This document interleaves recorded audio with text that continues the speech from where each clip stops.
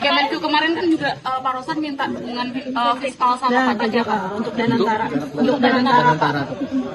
Oh iya, yang memang sesuai dengan peraturan yang kita kasih. Hari ini membahas tentang peningkatan efisiensi penyaluran subsidi utamanya itu. Jadi kita analisa dan kita lihat-lihat ternyata beberapa kendala dalam hal penyaluran subsidi, dari sisi desainnya juga ada. Jadi kita lihat masih ada orang yang kaya atau berkaya kalau biasanya mungkin yang masih mendapat subsidi, nanti kita ke depan akan lihat gimana perbaikannya. Kita simpulkan sih tadi dalam 2 tahun ke depan kita akan mendesain strategi subsidi sehingga itu tepat sasaran, dan yang kaya sekali mungkin desa 8, 9, 10 subsidinya akan kurangin signifikan. Kalau perlu uangnya kita balikin dan desa 1, 2, 3, 4 yang lebih miskin. Itu kira-kira utamanya itu, dan itu perlu bisa macam-macam misalnya melibatkan juga BUMN. Pak, tadi kenapa tertutup Pak? Ada rahasia sesuatu atau bagaimana Pak? Ada, kalau kenapa saya juga nggak tahu, saya ikut aja. Mungkin takut saya ngomong ngaco. Oh iya. Bencana nih Pak, apakah dampaknya kepada pertumbuhan ekonomi yang kuartal seperti apa Pak? Dan apa Dampak, tapi tidak sampai memperlambat terlalu signifikan. Apalagi nanti kalau ada perbaikan fasilitas bangunan dan lain-lain, itu akan menurun sedikit. Yang jelas kita tunggu dari BNPB programnya seperti apa. berarti PNBP udah terserah belum Pak? PNBP sudah ngajuin kita nggak nyampe target di Q4 ini sama kuliah 2023. Bapak kan sebelumnya bilang 5,6 sampai 5,3, apakah bisa menyusul? Oh, kemungkinan selalu ada, emang berapa persen? Apakah masih 5,5% Pak? Saya pikir sih di atas 5, masih akan di atas 5,5%. Saya akan monitor kondisi keuangan bisnis sistem finansial.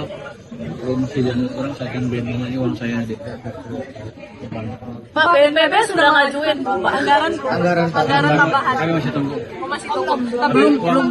Mereka udah punya uang di anggaran mereka ada 500 miliar lebih, mungkin belum habis. Tapi kita sediakan nanti kalau dari banyak tadi. Itu dari pos mana Pak? Dari pos mana Pak? Apakah dari anggaran yang Anggarannya mereka cadangan bencana punya BNPB. Pak, Jadi aman. apakah akan mempercepat dana desa yang tahap kedua dicairin Pak? Mempercepat dana desa untuk dicairin kembali. Dana desa Kan sudah gara-gara kemarin. bencana ini. Kita sudah cairkan sebagian, sudah semua kan? Sudah, yang dana desa sudah. Berapa persen? Berapa persennya? Nanti Anda tanya. Ada sebagian ditahan untuk Koperasi Merah Putih kan, itu yang diminta. Tapi itu nanti keputusan Kementerian Koperasi dan Desa. apa tadi di dalam juga bahas soal restrukturisasi KCIC Pak? Hah? Restrukturisasi utang KCIC Pak tadi untuk rencana berangkatnya ke Cina tadi. Tidak ada diskusi itu tadi, cuman kemarin ada seperti itu di waktu di Kemenku diskusi dengan Danantara dengan Pak Rosan dan Pak Doni ya. Pak Rosan. Pak, di Kemenku kemarin kan juga Pak Rosan minta dukungan fiskal sama pajak Pak untuk Danantara. Untuk Danantara. Oh iya, yang memang sesuai dengan peraturan yang kita kasih, yang enggak yang nggak dikasih, gitu. Ada yang dikasih, ada yang enggak. Yang dikasih apa Pak? Yang dikasih itu seperti dia kan akan restrukturisasi, konsolidasi, kan seperti jual beli Anda satu perusahaan lain. Dia bilang itu kalau selalu bayar pajak semua ya kemahalan. Saya pikir itu masuk akal. Konsolidasi kita waktu berapa tahun, kasih kita waktu 2-3 tahun ke depan. Setelah itu setiap corporate action kita akan baik ya. Apa yang menjadi sejarah kelam tahun 85 sampai dengan 95 itu kita tidak ingin itu terjadi ataupun diulangi oleh Bea Cukai, sehingga tentunya bahwa Bea Cukai harus berbenah diri ya untuk menghilangkan image negatif kepada Bea Cukai. Kalau strateginya kayak gimana Pak? Ya, ya pastikan mulai dari kultur ya kan, meningkatkan kinerja, terus kemudian meningkatkan pengawasan, apakah itu di pelabuhan, di bandara. Tentunya kita akan memperbaiki semua pelayanan, ya tentunya masyarakat ketika kita melakukan pelayanan kepada masyarakat, ketika ada ketidakpuasan, ya sedikit demi sedikit kita akan berupaya untuk memperbaikinya. Oh sudah banyak ya. Ya tentunya kita berupaya untuk memanfaatkan teknologi yang saat ini ada, seperti di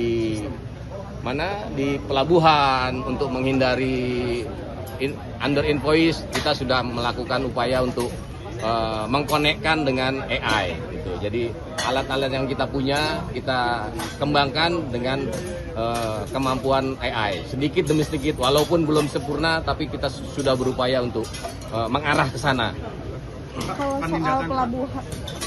Kalau soal pelabuhan Batang sama Sabang kan itu kan jadi arus masuk impor gas ilegal. Ya, karena kalau di Batam sama di Sabang itu kan itu merupakan free trade zone ya, di mana mempunyai aturan yang tersendiri. Yang perlu kita atur adalah bagaimana barang-barang yang keluar dari Batam maupun Sabang itu bisa terawasi oleh Bea Cukai. Penindakan seperti ini efektif nggak sih Pak untuk mengejar target Penerimaan Menteri Pak?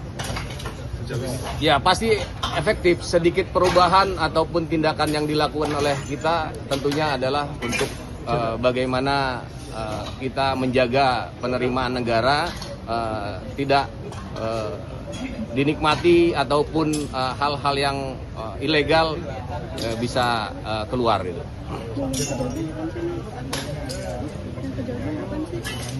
Ya masih bandel kita selesaikan itu aja ya. Saat ini sudah berapa banyak Pak yang diselesaikan? Nah ini karena kan kita ada proses ya, ada yang proses sedikit banyak. Saya nggak berapa yang sudah kita tindak, tetapi sudah melalui proses apakah itu dari kepatuhan internal maupun dari Itjen Kementerian Keuangan.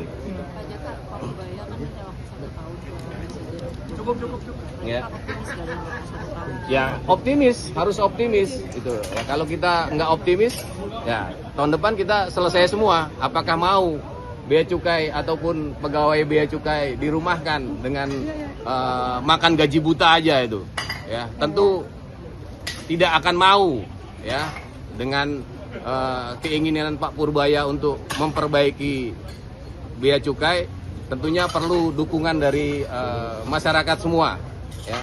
Kita memerlukan dukungan dari masyarakat ya. Pak, infonya Kejagung geledah Bea Cukai ya Pak, itu terkait apa ya Pak?